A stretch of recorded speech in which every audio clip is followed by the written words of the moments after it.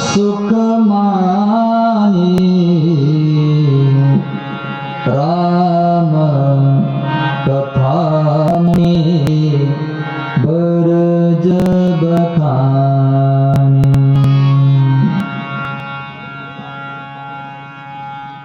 शंकर भगवानले ऋषीवर्य मी 9 दिवस काय केले या कथेच्या मोबदल्यामध्ये तुम्हाला काही दान दक्षिणा द्यावंसे वाटतंय, तुमचं काही व्रत असले तर मी काय देऊ? कारण कथा फ्री मध्ये ऐकायची नसते, काही ना काही द्यायचं असतं. कुंभ ऋषी म्हणले, भोले बाबा मी काय मागू तुम्हाला, तुम्ही तर सर्व दानी आहे, सर्ववर दाता आहात, तुम्हाला एक पाहिजे बाबा, मला रामाची भक्ती द्या.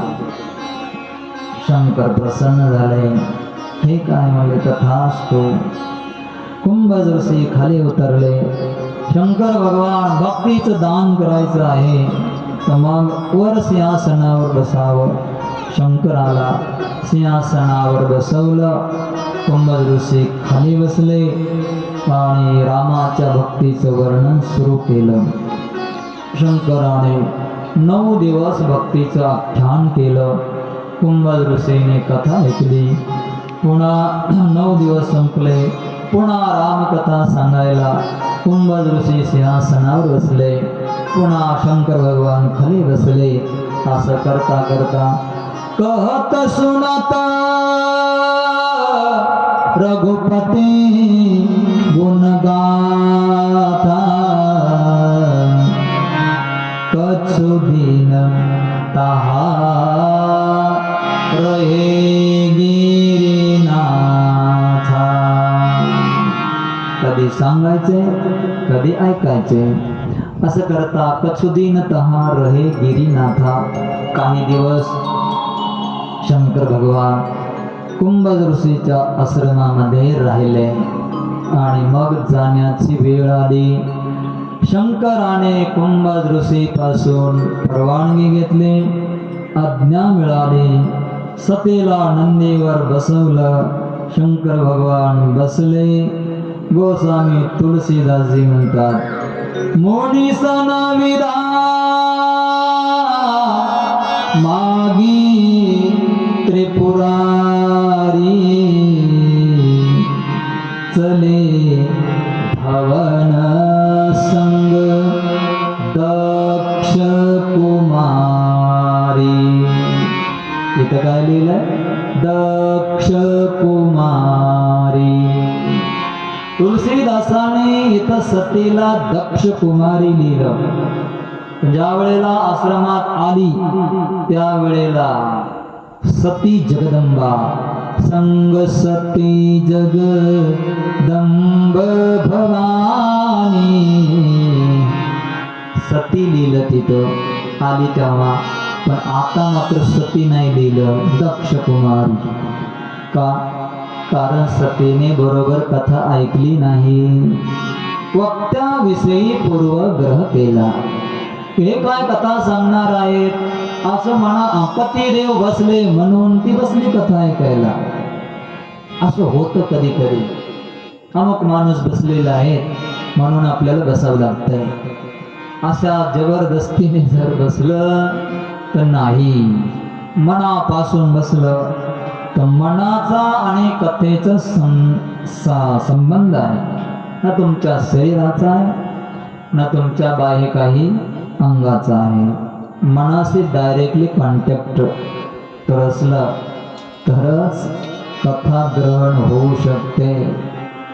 आली तेव्हा सती लीला, कारण सत्यम शिवम सुंदरम, शंकराची पत्नी असल्यामुळे, शंकराच्या संगतीमध्ये आल्यामुळे तिला सती हे पद मिळालं. सती म्हणजे सत्य, जिच्या क्रियामध्ये, बोलण्यामध्ये, चालण्यामध्ये, पाण्यामध्ये, सगळ्या जीवनामध्ये सत्य ओतप्रोत भरलेलं असतं, त्याला सती असं म्हणतात. म्हणून ओतप्रोत भरलेल्या सत्य स्वरूपाने पूर्ण असलेला शंकराच्या संगतीमध्ये आल्यामुळे या जगदंबा भवानीला सती ही पदवी सहज सत्य संकल्प शंकराच्या संगतीत मिळाली.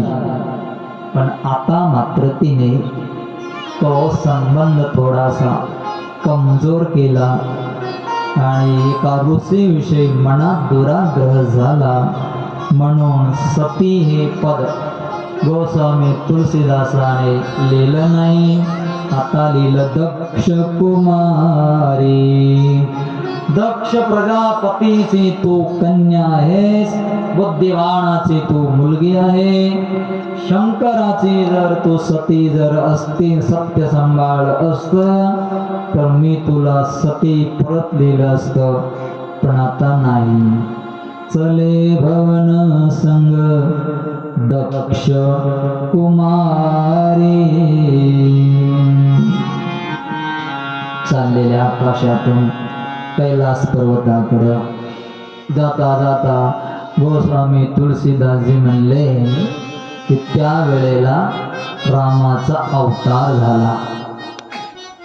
त्याचा पहिलं रावणाचा अवतार झाला. रावणाने तप केलं, ब्रह्मदेवाशी वरदान प्राप्त करून घेतलं, हरीच्या हाताने मरण पाहिजे असंही वरदान प्राप्त केलं.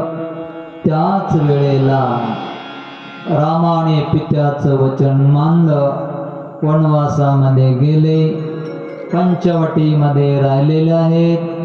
रावणाने कपट केलं, मारीचीला पाठवलं, सीतेने हरणाच्या मागे रामाला पाठवलं आणि कपट करून मारीचीने आवाज केला, लक्ष्मणही आला. रावणाने संन्यासाचं रूप धारण केलं, सीतेचं अपहरण केलं. सीतेच्या वियोगामध्ये राम लक्ष्मण रडत आहेत, आक्रोश करतायत. लता वृक्ष दगडाला आदिला रामचंद्र प्रभू विचारत आहेत, सीता कुठे आहे, सीता कुठे आहे. आणि अशा योगामध्ये वरून शंकराचं विमान चाललं. पंचवटीच्या वरून चालले होते. शंकराने पाहिलं, अरे ज्याची आपण कथा ऐकली तोच राम इथे अवतार घेऊन आला. ज्याच्या भक्तीचं वरदान मी कुंभदृष्टीला दिलं तोच माझा इष्टदेव भगवान राम आहे. पाहिल्याबरोबर शंकराने प्रणाम केला. जय सच्चिदानंद जग पावन, अस कही चले